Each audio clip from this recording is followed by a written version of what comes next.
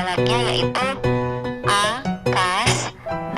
Piutang usaha, C. Wesel tagih, D.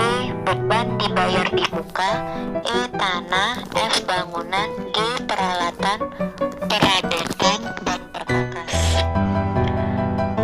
Kas itu nanti segala sesuatu seperti uang logam, uang kertas, saldo bank, dan cek. Piutang usaha adalah yang mencatat akibat penjualan barang, dagang, atau jasa yang belum dibayarkan oleh pembeli, itu piutang. Sedangkan wesel tagih adalah janji tertulis yang menyatakan bahwa pelanggan akan membayar sejumlah uang pada tanggal tertentu. Sedangkan beban dibayar di muka yaitu aktiva atau harta yang disebabkan adanya pembayaran di muka dan akan memberikan manfaat di masa yang akan datang. Ada peralatan. Peralatan dengan perlengkapan itu beda. Kalau alat itu tidak habis dalam jangka waktu 1 tahun, sedangkan perlengkapan habis dalam jangka waktu 1 tahun. Peralatan itu contohnya mesin, mobil, ya. Kalau perlengkapan itu contohnya kertas, pena, penghapus, penggaris, itu namanya perlengkapan. Berikutnya, setelah ada aktiva itu termasuk harta, kemudian yang kedua adalah liabilitas atau kewajiban. Yang termasuk dalam kategori liabilitas adalah A. Utang usaha, B. Wesel bayar, C. Kewajiban akrual, nanti yang di dalamnya seperti utang pajak, utang bunga, dan utang gaji. Yang ketiga, akun ekuitas atau pemilik. Ekuitas itu kata lainnya modal, liabilitas kata lainnya kewajiban. Apa saja yang termasuk ke dalam ekuitas pemilik yaitu modal, penarikan atau price, atau juga biasa disebut dengan pemakaian pribadi. Misal, seseorang misal si A mempunyai toko. Di toko itu dia mengambil sabun untuk mandi. Nah, itu namanya price atau pemakaian pribadi. Kemudian yang ketiga termasuk dalam akun ekuitas yaitu beban. Kemudian ada 2 tahapan penting dari siklus akuntansi. Yang pertama, mencatat transaksi keuangan dalam buku jurnal. Yang kedua, mempostingnya ke dalam buku besar. Sistem pencatatan itu ada namanya double entry system atau sistem pencatatan berpasangan, serta mencatat transaksi tidak hanya pengeluaran uangnya, tetapi mencatat juga untuk apa uang itu dikeluarkan. Secara matematika, posisi keseimbangan antara kekayaan dan sumber perolehannya dapat dituliskan aktiva sama dengan pasiva, harta sama dengan utang plus modal atau kewajiban plus modal. Berikutnya kita ke contoh soal. Persamaan dasar akuntansi dibuat untuk mengikuti perubahan yang terjadi dalam aktiva, utang, dan modal pemilik yang timbul dari transaksi keuangan. Contoh dalam 000. 1. Nona Dini membuka usaha konveksi. Untuk memulainya, ia menyetor uang tunai sebesar Rp10.000. Di dalam konsep dasar persamaan akuntansi, posisi aktiva harus sama dengan pasiva atau yang dikenal dengan kata balance. Jadi, kas di sini namanya aktiva harta, nama akunnya kas sebesar 10.000, akun pasiva namanya modal pribadi sebesar 10.000. Jadi posisi aktiva harus sama dengan pasiva atau tadi aset sama dengan kewajiban plus ekuitas pemilik. Jadi posisinya harus seimbang antara aktiva dan pasiva. Kalau dia sudah seimbang atau balance, dapat dinyatakan laporan keuangannya itu sudah benar. Contoh soal yang kedua. Untuk memperbesar aktivanya, Nona Dini atas nama perusahaan menarik pinjaman dari bank uang tunai sebesar 7 juta. Berarti kas sebesar 10.000 dan kas sebesar 7 juta. Di sini dalam satuan ribuan, jadi boleh ditulis 7.000 saja. Ya. Jadi kas 10.000 tadi dari awal transaksi. Sekarang kita tambahkan ke bawah 7.000 itu dari kas juga, karena dia nanti menambahkan ke kolom kas. Kan duit dari pinjaman bank itu kan menambah kas. Modal pribadi 10.000. Kemudian karena dia meminjam kepada bank, berarti dia ada utang. Berarti kita tambahkan di kolom dari pasipa itu ada utang bank. Jadi modal pribadi ditambah utang bank. Modal pribadinya 10.000, utang banknya 7.000. Diturunkan ke bawah, sehingga total kasnya 17.000, modalnya 10.000, utang banknya 7.000. Dilihat, modal ditambah utang bank itu jadinya 17.000. Sehingga posisi kas sama dengan modal pribadi ditambah utang bank 17.000. Balance berarti. Contoh soal yang ketiga, Nona Dini atas nama perusahaan membeli kendaraan bermotor dari Yogya Motor seharga 10.750.000 yang dibayar tunai dari perusahaan. Dilihat dulu contoh soalnya. Artinya apa?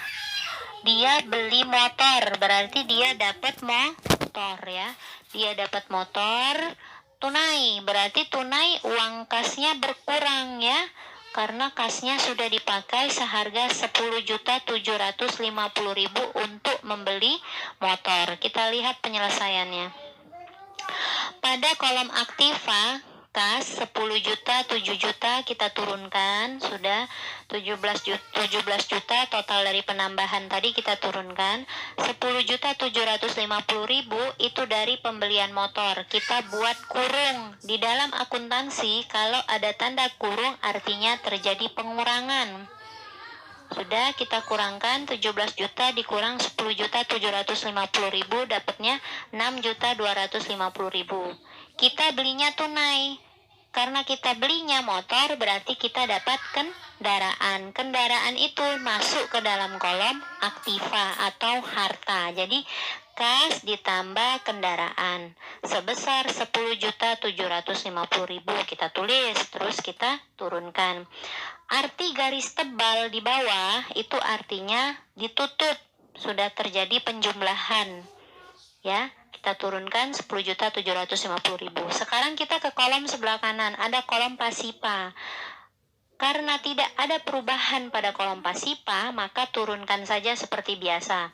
Modal pribadi ditambah utang bank 10 juta, utang banknya 7 juta.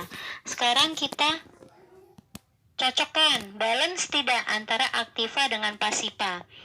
Aktiva kas ya, itu 6.250.000 ditambah kendaraan sebesar 10.750.000 itu sama dengan 17.000. Berarti sama dengan posisi pasipa, modal ditambah utang bank. Berikutnya ke contoh soal nomor 4. Nona Dini atas nama perusahaan menyerahkan kas perusahaan sebesar 1 juta untuk mengangsur utang bank yang timbul dari transaksi nomor 2. Lihat tadi transaksi nomor 2, meminjam pinjaman di bank ya. Meminjam pinjaman di bank sebesar 7 juta. Sekarang kita lihat penyelesaiannya.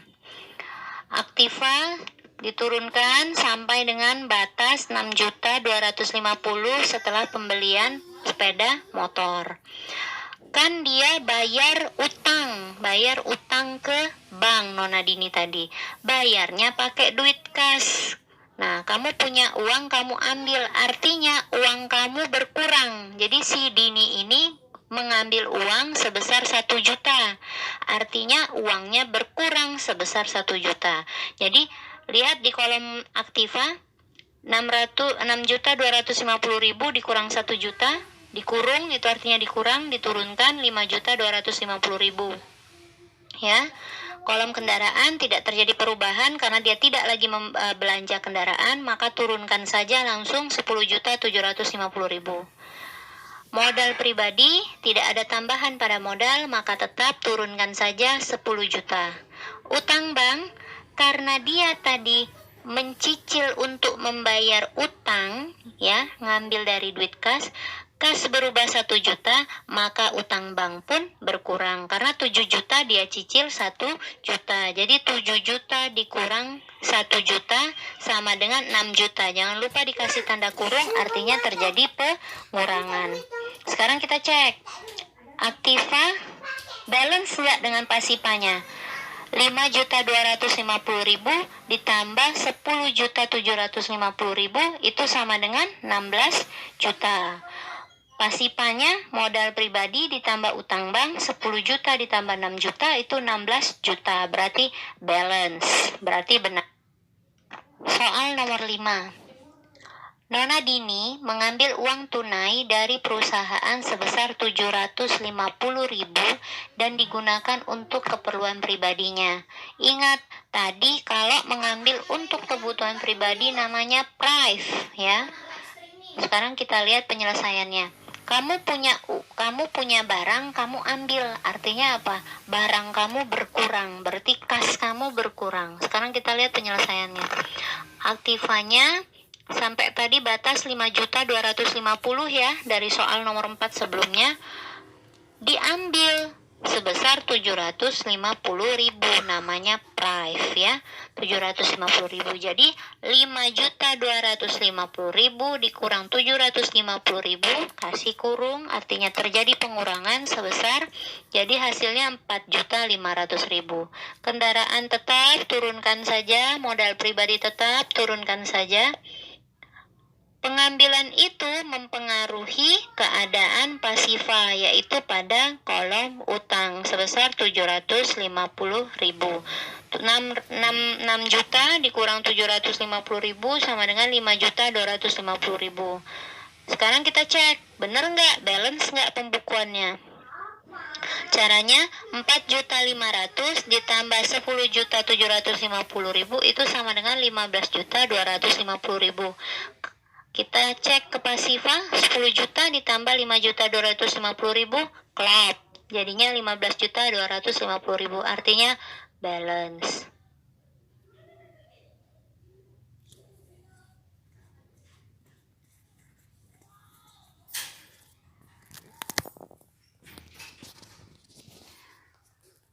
Baik, itulah tadi video pembelajaran kita mengenai materi persamaan akuntansi.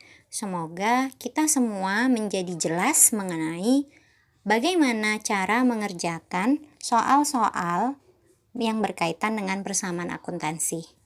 Oke, selamat belajar. Jangan lupa di-subscribe, di-like, dan di-komen. Karena apa? Karena subscribe itu gratis.